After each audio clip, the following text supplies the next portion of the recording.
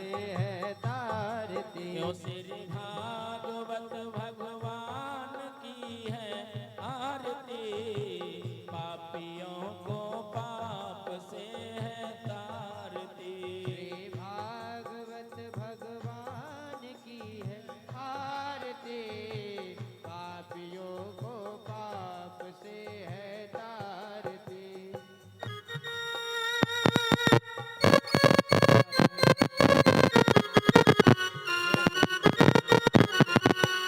Thank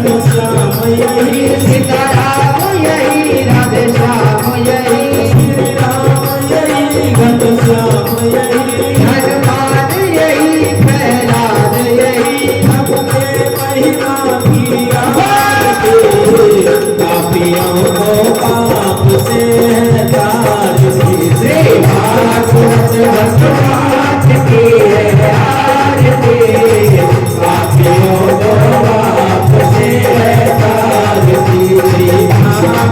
भगवान की है आरती, पापियों को पाप से हटाती। भागवत भगवान की है आरती, पापियों को पाप से हटाती। अर्जुन गौरव करुणावतारम हंसं रक्षुजगेन्द्रहारं सदा वसंतं भवानी त्वमेव माता पिता त्वमेव त्वमेव बन्धो सखा त्वमेव त्वमेव वेद्यः गुरुः त्वमेव त्वमेव सर्वं त्वमेव। हरि ओम भगवान की आरती, पापियों को पाप से हटाती। भागवत भगवान की आरती, पापियों को पाप से हटाती। हरि ओम जलेन श्रीधरीर्णं पुष्पिर्देवाशन्दनं मात्मारुग्याणसन्दनं माह हस्तो प्रक्षाल्यः ॐ माद्युः शान्तिरन्तरिक्षगुं शान्तिः पृथिवी शान्तिरापः शान्तिरूपतयः शान्तिः वनस्पतयः शान्तिर्विश्वे देवाः शान्तिर्ब्रह्म शान्तिः सर्वगुं शान्तिः शान्तिरेव शान्तिः सामा शान्तिरेधि जतो जतः समीहसेदतो नो अभयं कुरु सन्नः कुरु प्रजाभ्यो भयन्नः वासुयः सुशान्तिर्भवतु। हस्तो प्रक्षाल्य हस्ते गन्धाक्षं पुष्पाणि गृहीत्वा मन्त्रपुष्पाञ्जलिः। हरि ओं चितनेन चितमयजन्त देवास्तानि धर्माणि प्रथमान्यासन्नः ते हनाकं महिमानः सचन्त यत्र पूर्वे साध्याः सन्ति देवाः। हरि ओं एकदन्ताय विद्महे वक्रतुण्डाय धीमहि तन्नो सिदन्ति प्रचोदयात्। हरि ओं नन्दनन्दनाय विद्महे यशोदानन्दनाय धीमहि तन्नः श्रीकृष्णः प्रचोदयात्। हरि ओं वृषभानुजायै च विद्महे कृष्णप्रियायै च धीमहि तन्नो श्रीराधा प्रचोदयात्। सेवन्तिकाम्बकुलचम्पकपाटलाब्जे पुन्नागजादिकरवीररसालपुष्पै बिल्वप्रवालतुलसीदलमञ्जरीभिस्त्वां पूजयामि जगदीश्वर मे प्रसीद। नानासुगन्धिपुष्पाणि यथा कालोद्भवानि च पुष्पाञ्जलिर्मया दत्त गृहाण परमेश्वरः। सुमन सुगन्धित सुमन सुमन सुगन्ध सुभाव पुष्पांजलि अर्पण करूं मेरे नाथ करो शिवकार। ओम पुराण पुरुषोत्तमाय नमः, श्री लड्डू गोपालाय नमः, सद्गुरुदेभ्यो नमः, आवाहित पूजित प्रतिष्ठित देवी देवताभ्यो नमः। मंत्र पुष्पांजलि समर्पयामि। प्रेम से बोलिए भागवत भगवान की जय हो। व्यास जी महाराज की जय हो। गुरुदेव भगवान की जय हो। आज के आनंद की जय हो। सब विप्रण की जय हो। सब देवन की जय हो। सब संतन की जय हो। सब भक्तन की जय हो। धर्म की जय हो। अधर्म का नाश हो। अधर्म का नाश हो। प्राणियों में सद्भावना हो। विश्व का कल्याण हो। हत्या बंद हो। गौ माता की जय हो। सनातन धर्म की जय हो। भारत माता की जय हो। आज के आनंद की जय हो। सब भक्तन की जय हो। सब विप्रन की जय हो।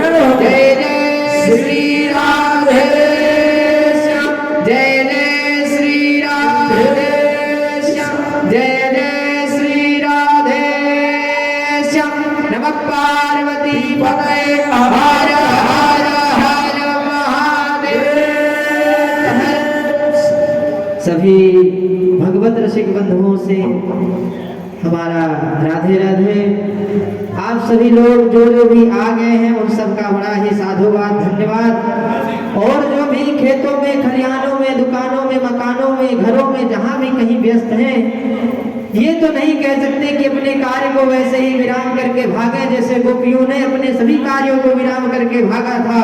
ऐसा ना करते करते हुए फिर भी यहाँ भगवान का काम है, जहाँ भगवान का नाम लिया जाए वहाँ हमें अवश्य उपस्थित होना चाहिए और अपने जीवन को धन्य बनाना चाहिए।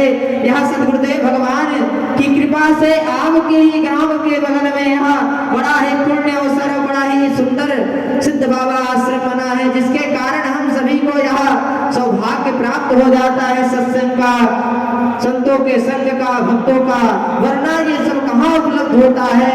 देवता भी वहां बैठकर तरसते हैं ऐसे सत्संग और महोत्सवों के लिए। परम पूज्य गुरुदेव भगवान के सानिध्य में परम पूज्य व्यास जी महाराज के मुखारविंद से यहाँ अमृतमयी कथा प्रवाह हो रही है। आज नहीं कल ऐसे यहाँ होती रहेंगी कथाएं। यहाँ ना सोचे कि अभी तो हमने सुना था अब फिर सुने, ऐसा नहीं है। यह कथा है सदा सर्वदा श्रवण करने की चीज है, क्योंकि यह भगवान का नाम है, यह वह औषधि है जिसको पीने के बाद हमारे जीवन में कभी किसी प्रकार का कष्ट नहीं आता। यह दवा नहीं है कि जो रोग होने के बाद मिटाएगी, यह वो दवा है जिसको पीने के बाद रोग होता ही नहीं है। तो आप सभी लोग ज्यादा से ज्यादा संख्या में पधारे, क्योंकि सदा सर्वदा सेवन करने वाली यह श्रीमद् भागवत आपके ही ग्राम में परम पूज्य महाराज श्री के द्वारा प्रवाहित हो रही है। इस गंगा में आकर गोता लगाएं, अपने जीवन को धन्य बनाएं। जय जय श्री राधे। व्यासपीठ से सभी को बड़ा ही साधुवाद, धन्यवाद। हम व्यास जी महाराज से निवेदन करेंगे कि अपनी प्रखर वाणी से हमें सबको भगवान की प्रेममय कथा श्रवण करा के आराधित करें। जय जय श्री राधे, जय जय श्री राम।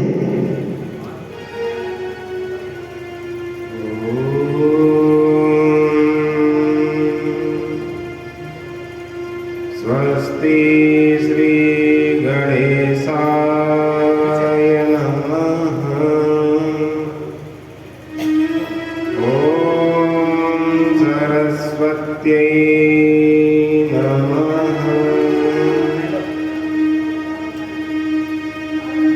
श्रीमद्कुंज विहारिणे नमः।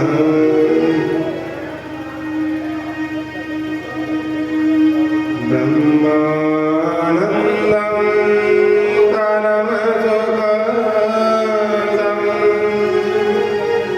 केवलं ज्ञानमूर्तिं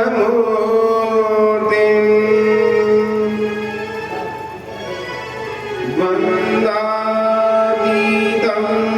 गगनसदृशं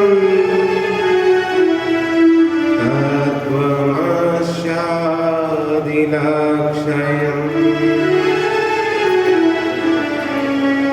एकं नित्यं विमलमचलं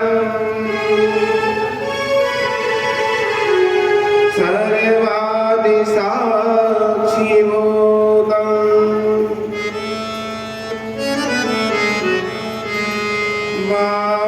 भावातीतं त्रिगुणरहितं सद्गुरुं तं नमामि।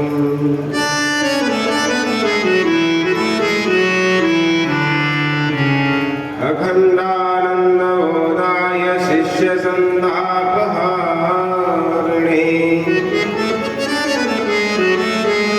सच्चिदानन्दरूपाय तस्मै श्री गुरवे नमः।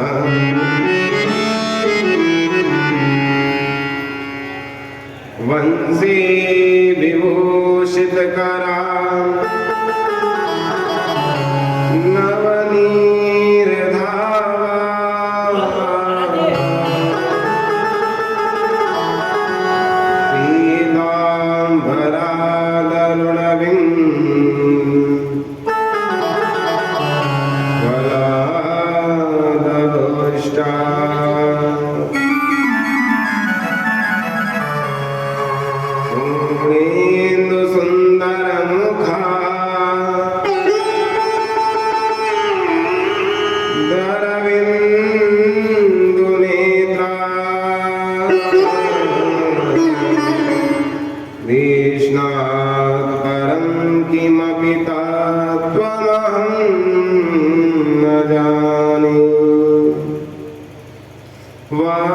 वार्हापीडं नटवरवपुः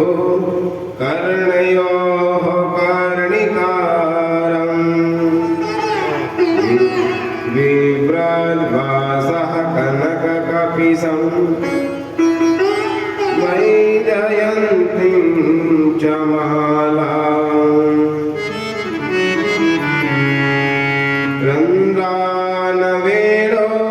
रन्ध्रानवेणोरदरसुदया पूरयन् गोपवृन्दैः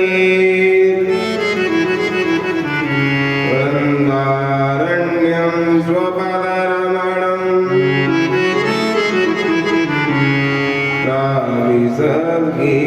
प्राविशद्गीतकीर्तिः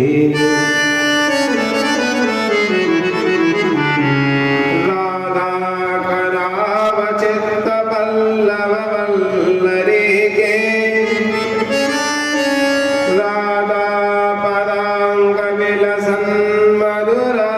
राधापदाङ्गविलसन्मधुरस्थलीके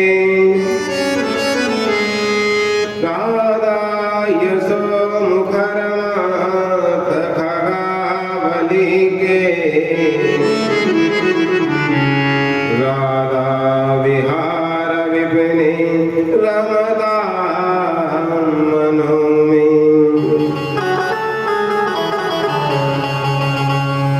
नान्या स्पृहा रघुपते हृदये स्मदीये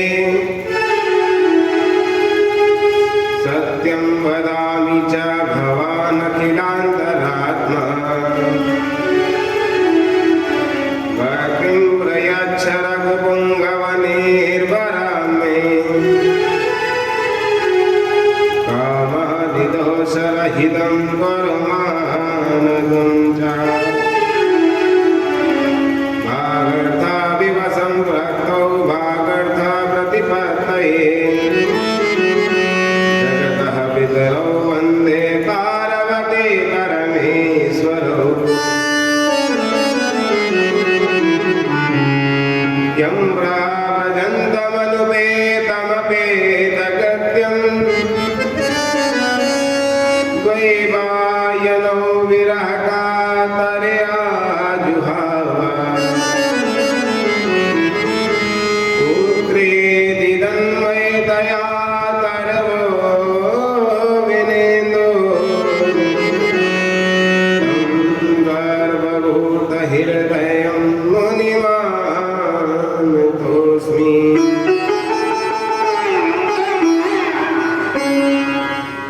अतुलितवल्लरामं हेमशैलाभदेहं धनुजवनकृशानं ज्ञानिनामाग्रगण्यम् सकलगुणनिधानं वानराणामधीशम्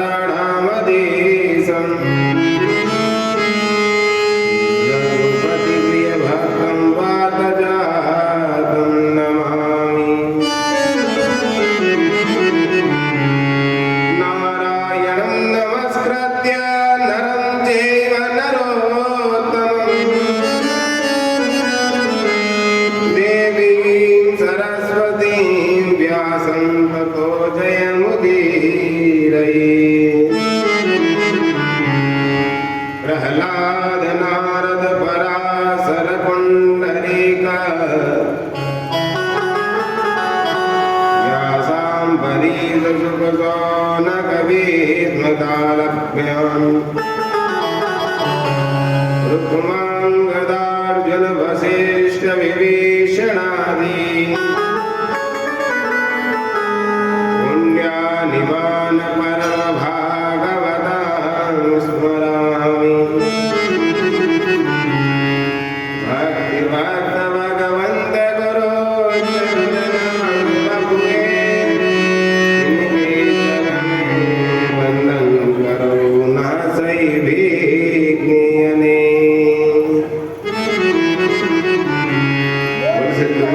महाराज की जय हो शंकर भगवान की जय हो सद्गुरुदेव भगवान की जय हो। विरक्त शिरोमणि सद्गुरुदेव भगवान की जय हो। गुरुदेव तुम्हारी जय हो रे गुरुदेव तुम्हारी जय हो रे सद्गुरुदेव तुम्हारी जय हो रे गुरुदेव तुम्हारी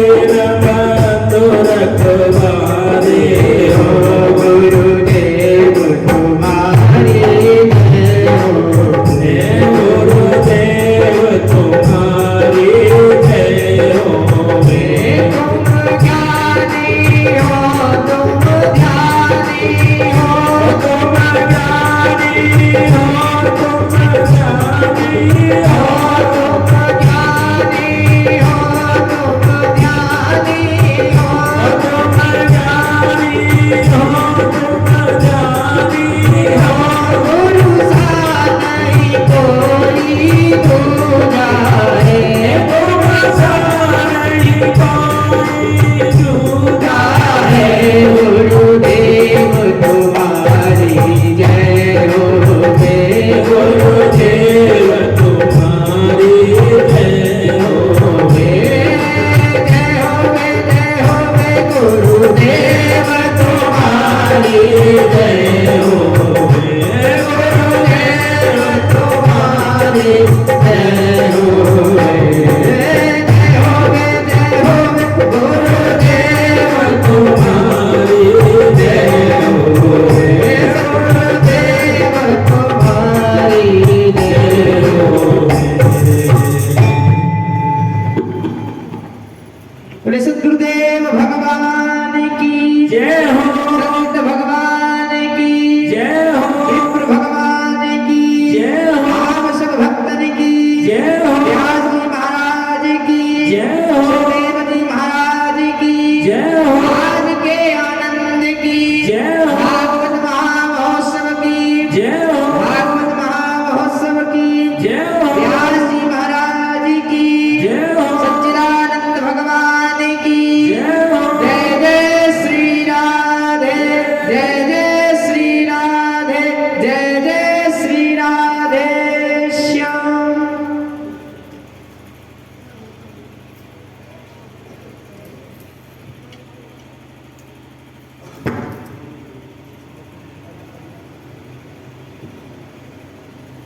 बोल सिद्ध गुरु महाराज की जय शंकर भगवान की जय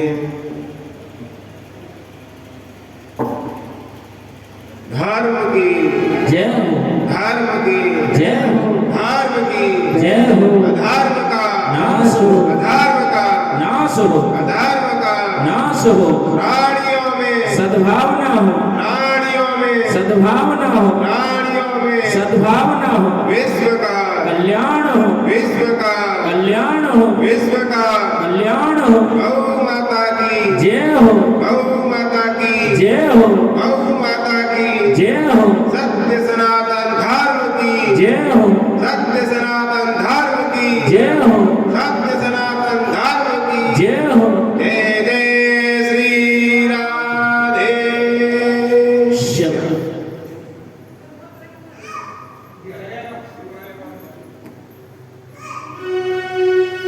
कथा में प्रविष्ट करने से पूर्व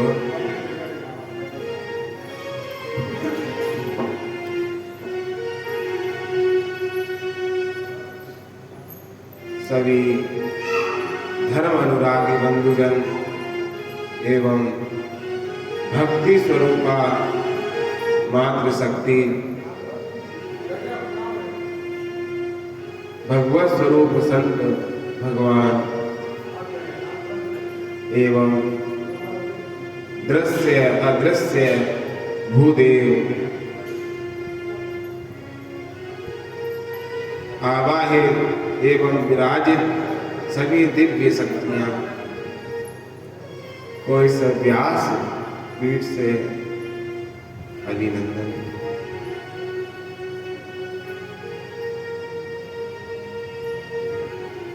ज्ञान की स्थिरता गुरु कृपा पर ही आधारित है।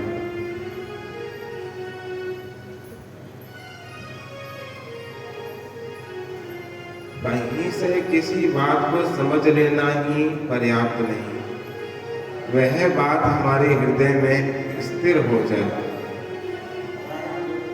तभी कल्याण निहित है। कथा श्रवण करते हुए आज चतुर्थ दिवस है। 4 दिन की कथा में से भी 3 दिन की कथा में से भी अगर हमने एक बात पकड़ ली हो, जिसको धारण कर ली हो, तभी वह 3 दिन की कथा सार्थक है।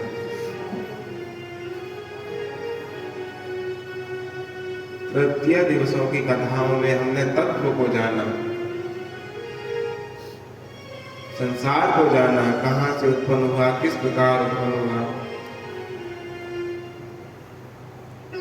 और आज से भगवान के अवतारों को हम जानेंगे, भगवान की लीलाओं को हम जानेंगे।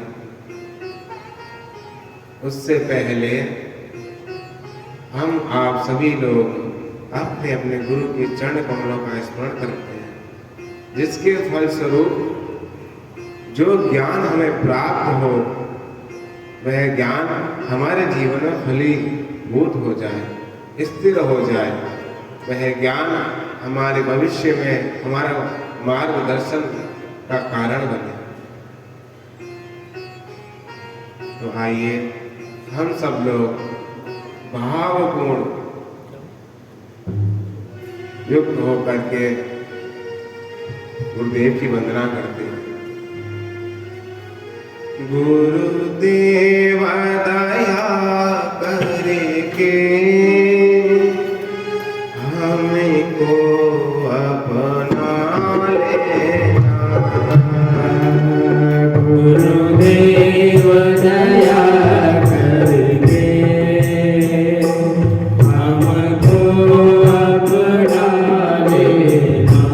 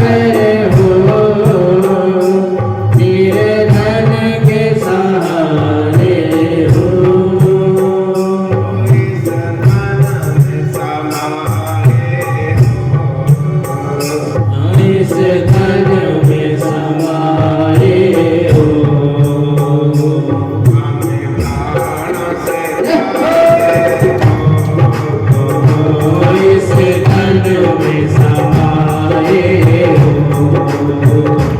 हमें प्राणों से प्यारे हो।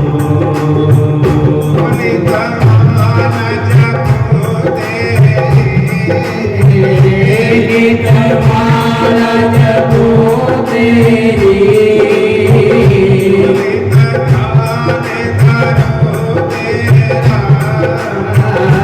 नित ध्यान धरो तुम्हारा,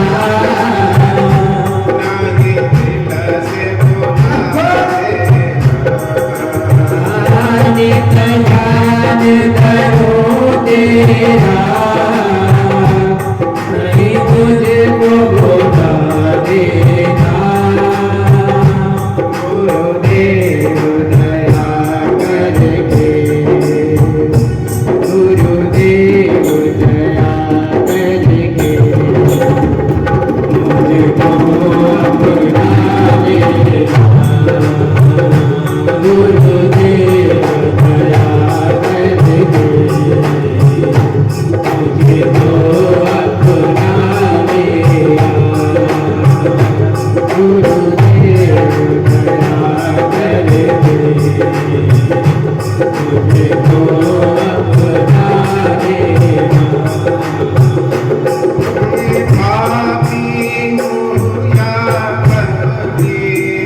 मैं पापी हूँ या कपटी हूँ, मैं पापी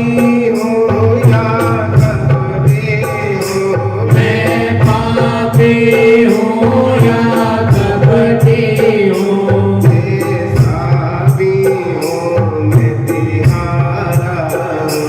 जैसा भी हूँ मैं तिहारा हूँ।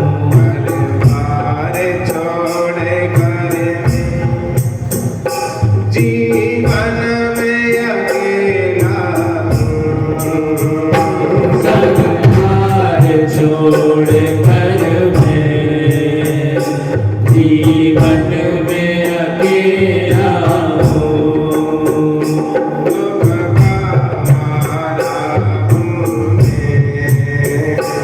दुख का मारा हूँ मैं,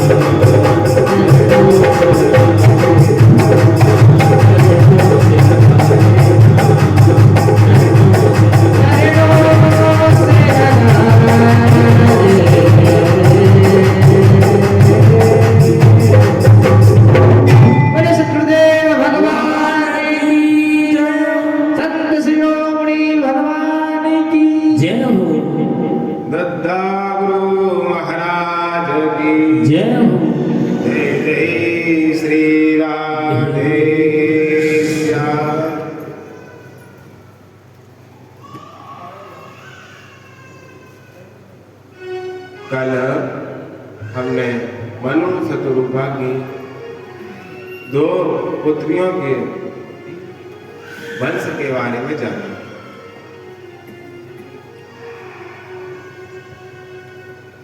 परीक्षित जी महाराज कहते हैं सुखदेव जी महाराज से कि महाराज,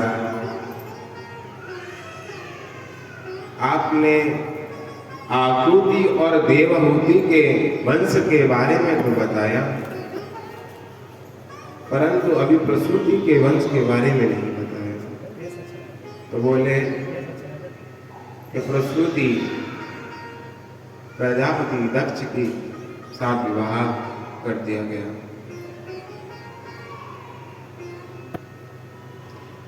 दक्ष के द्वारा 16 कन्याएं हुई, जिसमें से 13 धर्म के साथ,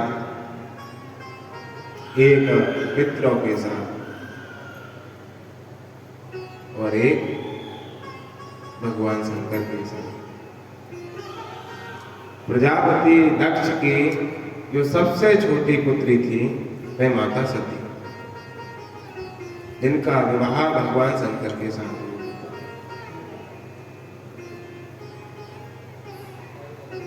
13 जो धर्म के साथ विवाह किया गया था इन कन्याओं का, उनमें से मूर्ति नाम की कन्या के द्वारा नर नारायण भगवान की उत्पत्ति हुई।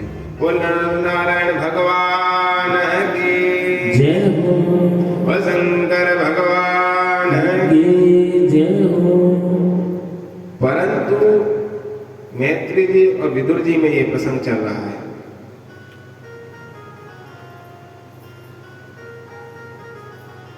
मैत्रेय जी कह रहे हैं कि परंतु सती का वंश आगे नहीं चला। तब विदुर जी पूछने लगे कि प्रभु एक बात बताइए, सती जो थी प्रजापति दक्ष की सबसे छोटी पुत्री थी, तो लाडली भी थी, और इधर भगवान शंकर भी बहुत प्रेम करते थे। तो ऐसी क्या बात हो गई जिसके द्वारा वंश आगे नहीं बढ़ा? तो बात तो बहुत गंभीर है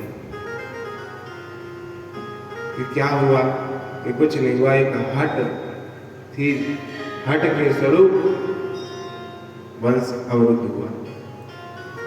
तो मैत्रेय जी विदुर जी कहने लगे कि हे मैत्रेय जी महाराज, कृपा करके आप स्पष्ट रूप से बताइए, घुमाइए नहीं।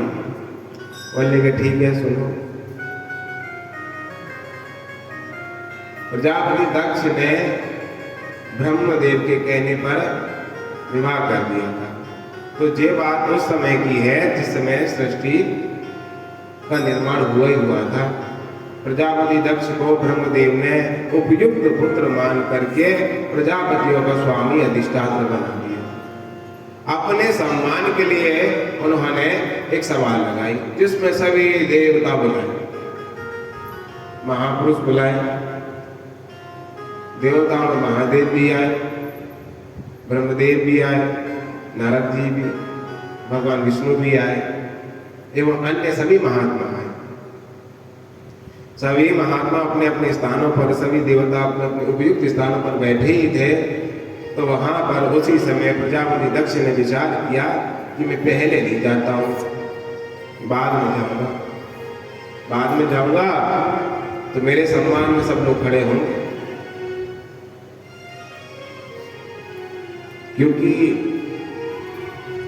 नहीं को असी जन्मा जगमाई, परोता पाई जाहि मदना नहीं आई। ऐसा संसार में कोई नहीं है जिसको अगर प्रभुता मिल जाए, चाहे अगर ज्यादा दूर मत जाइए, अपने घर में चलिए, घर में जिसकी बात मानने लगे तो कहीं ना कहीं उसको भी ऐसा अहंकार आ जाता है कि मेरी बात माननी ही चाहिए। अगर उसमें थोड़ी भी अगर हेर फेर होता है तो वहां पर कष्ट उत्पन्न होने लगता है, लड़ाइयां होने लगती हैं। यहां भी वही हुआ। प्रजापति दक्ष अपनी सभा में बाद में आए, जब सभी देवता लोग आ गए, महात्मा लोग आ गए, बैठे ही थे। जैसे ही प्रजापति आए तो सब उठ गए, और 3 नहीं उठे। कौन? ब्रह्मदेव नहीं उठे, नारद जी भगवान विष्णु नहीं उठे, और भगवान शंकर नहीं उठे। तो दक्ष ने अपनी निगाह चारों तरफ घुमाई, देखा ब्रह्मदेव नहीं उठे। कोई बात नहीं है, हमारी पिता आवश्यकता ही नहीं। फिर देखा नारद जी नहीं उठे, ये भी हमारे पिता कहाँ हैं, हमारे दादाजी हैं, कोई बात नहीं। अब जैसे ही देखा शंकर जी को, ये तो दामाद है, पुत्र के समान है, इसको इतना अहंकार है कि मेरे सम्मान में नहीं उठा। तब प्रजापति दक्ष कहते हैं,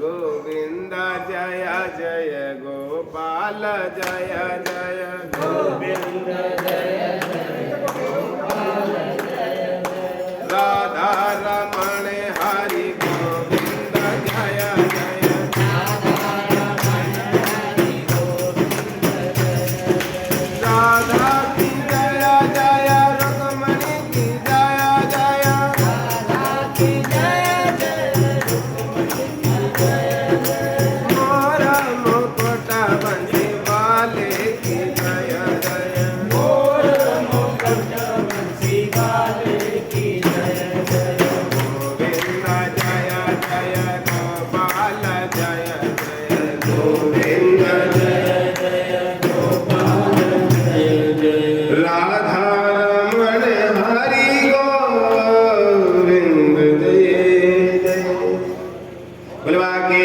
बिहारी लाल की जय हो।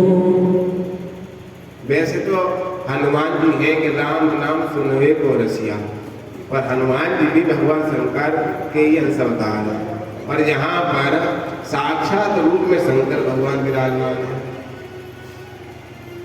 तो उनको कथा तो अच्छी लगती है, परंतु नाम स्मरण ज्यादा अच्छा लगता है। इसलिए चाहो या ना चाहो बीच बीच में करा ही लेते हैं। वैसे तो गुरु महाराज की जय हो। दक्ष कहता है, श्रूयतां ब्रह्म ऋषयो में सहदेवा साधूनां भ्रुवतो वृत्तं नागां च मुत्सरा।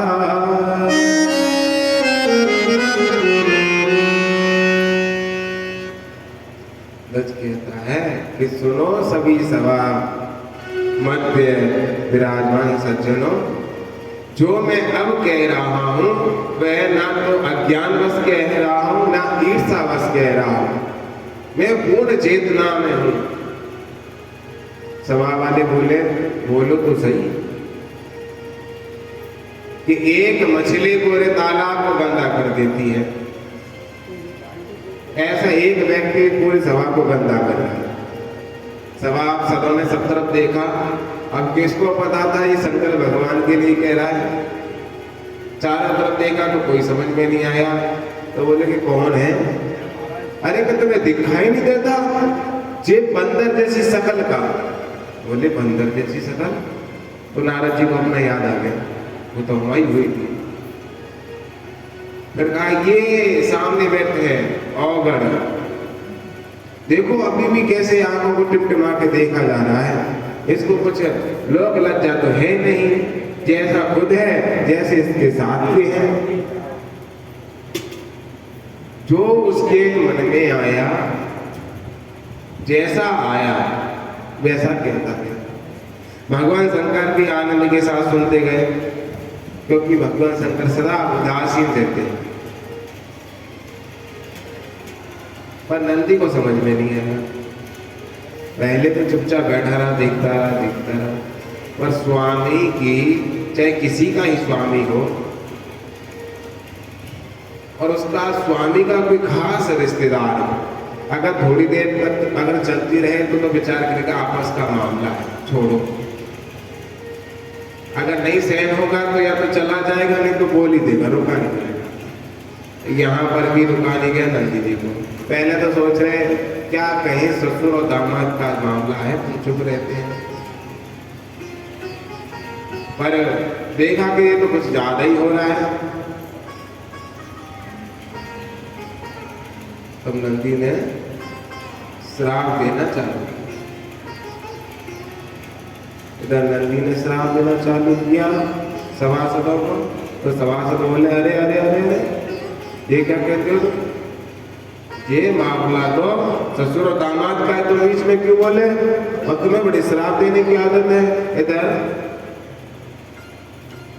ब्राह्मण श्राप देने लगे।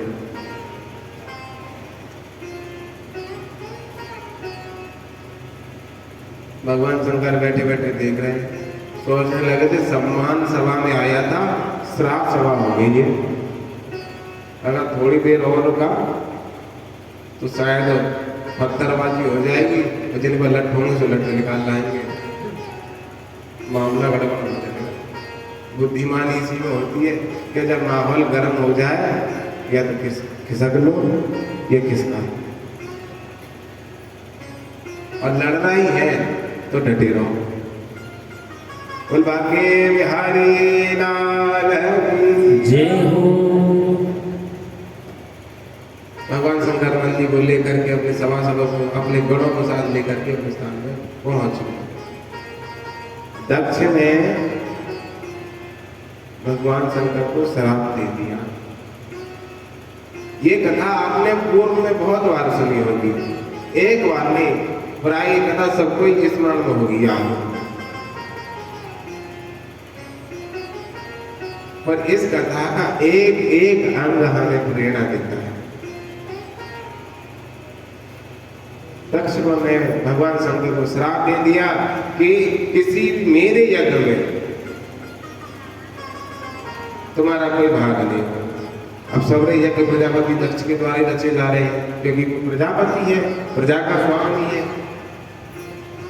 तो सृष्टि पर यज्ञ होना बंद हो गया। किसकी हिम्मत का यज्ञ करे, हवन करे और भगवान शंकर को ना दे।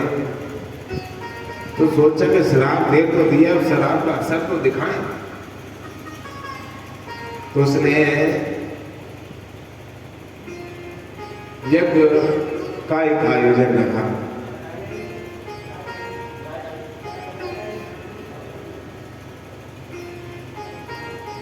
उस यज्ञ में सभी देवताओं को निमंत्रण दिया, सबको दिया। सामान्य से सामान्य व्यक्ति को निमंत्रण दिया, और 2 लोगों को छोड़ दिया। वो कौन थे? वे कौन थे?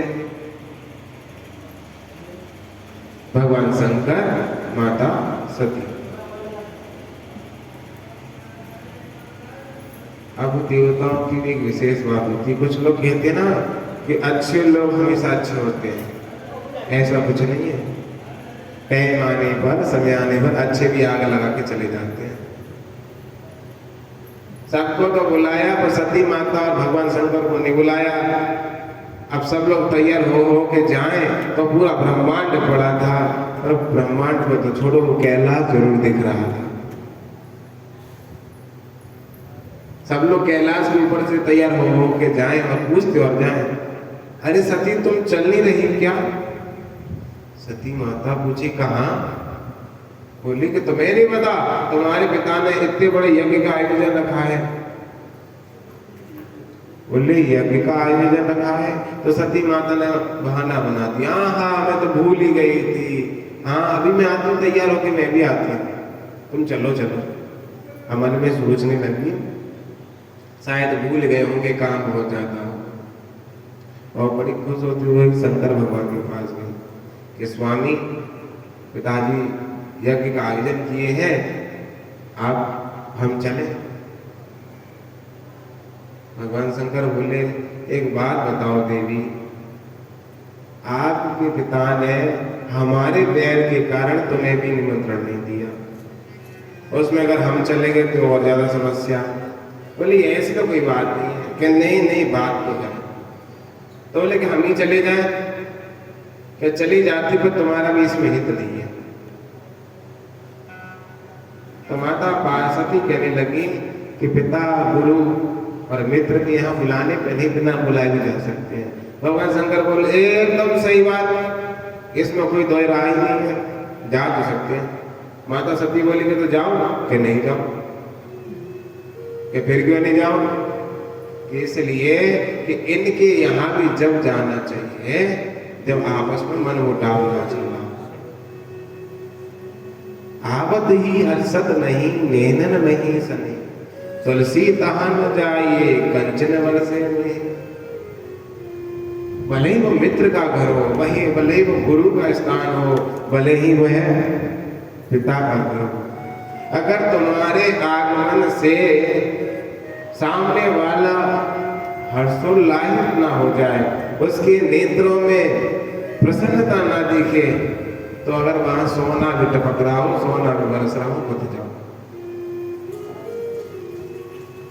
अब इसका अर्थ ऐसे मत लगा लेना कि हम महाराज गए, वो 2 मिनट गेट पे आए, गेट पे हमारा सम्मान किया, वो बड़े हंसे मिले, फिर तो मैं पूछा ही नहीं। अरे व्यस्तता होगी, नहीं पूछा होगा।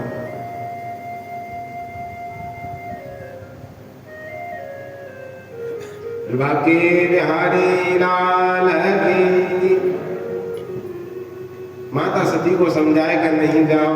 माता सती ने उल्टा समझा, बोले कि स्वामी तो नहीं जा रहे, पर स्वामी एक बात नहीं समझ रहे हैं कि अगर मैं चली जाऊंगी तो मन मुटाव कम हो जाएगा, मैं समझा दूंगी, मान जाएंगे, भूल जाएंगे, और जो अपने व्यवहार में अपने परिवार में जो मन मुटाव चल रहा है वह खत्म हो जाएगा।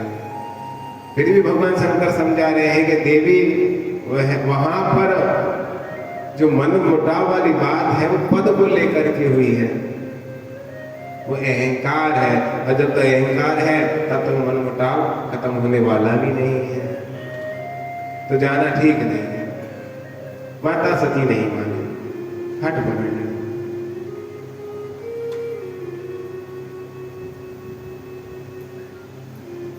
चली गई अपने पिता के यहाँ। पिता के यहाँ गई तो पर किसी ने उनको पानी तक ही नहीं पूछा, कोई ने उनको नहीं समझा। भैया सबको अपने अपने लिफाफे की पड़ी थी कि लिफाफा ना छूट जाए। अभियान ऐसा हो गया तो कि दक्ष रूठ गया तो लिफाफा रह जाएगा, और फिर आगे बुलाया नहीं बुलाया ये विचार करके कोई तो बात नहीं किया। परंतु माता बड़े स्नेह के साथ मिली, और माता के साथ जब माता प्रेम पूर्वक मिली तो उनकी बहन भी मुस्कुराती हुई मिली। अच्छा, यहाँ बोलते हैं कि सादर भले ही मिली एक माता, भगनी मिली बहुत मुस्काती। एक व्यंग है यहाँ पर कि माता के हृदय में तो सारी पुत्रियों के लिए समानता है, और उसके लिए विशेष हो गया, क्योंकि विशेष प्रेम हो गया, क्योंकि उनको पता है कि वैसे तो आएगी नहीं, किसी विशेष प्रयोजन से आई है और किसी ने सम्मान नहीं किया है, तो और ज्यादा प्रेम उमड़ा है। परंतु कहा ना, भगनी मिली बहुत मुस्काता, ये व्यंग हुआ कि जो बहनें है ना वो इस प्रकार मिली है जैसे कि मुस्कुराहट में भी ताना मार रही है कि और चली जाओ उन महादेव के साथ जो तुम्हारा सम्मान तक नहीं हुआ। माता सती यहाँ तक तो कोई नहीं, यहाँ तक में तो कष्ट था वो तो उन्हें सहज रूप से स्वीकार किया, परंतु जैसे ही वह यज्ञशाला में गई, यज्ञशाला में उन्होंने अपने पिता को देखा, पिता उनको देख करके हर्षोल्लाहित नहीं हुए, अपितु क्रोधातुर हो गए। कई बार ऐसा होता है कि पिता कितना भी क्रोध में हो, अपनी पुत्री को देख करके शांत हो जाता है, जहां अपनी पुत्री को देख करके क्रोध में हो गए। कारण क्या था? वहां एक अहंकार आ गया था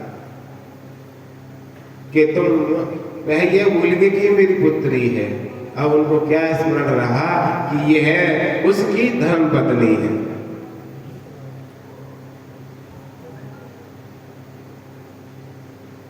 जब दक्ष ने ना कोई कुशलता पूछी, ना कोई प्रेम भावपूर्ण वचन कहे, बल्कि एकदम क्रोधातुर वक्र दृष्टियों के साथ उन्होंने सती की तरफ देखा। सती ने यज्ञशाला में देखा, दक्ष प्रजापति दक्ष सती की तरफ क्रोधातुर होकर देख रहे हैं और माता सती यज्ञशाला में देख रही हैं कि सबके स्थान है, परंतु महादेव का कोई स्थान नहीं। जैसे ही माता ने यह देखा कि सब देवताओं के छोटे से छोटे देवों के स्थान दिए गए, परंतु महादेव का उसमें कोई स्थान नहीं था। ये देख करके माता सती बहुत दुखी हो गई।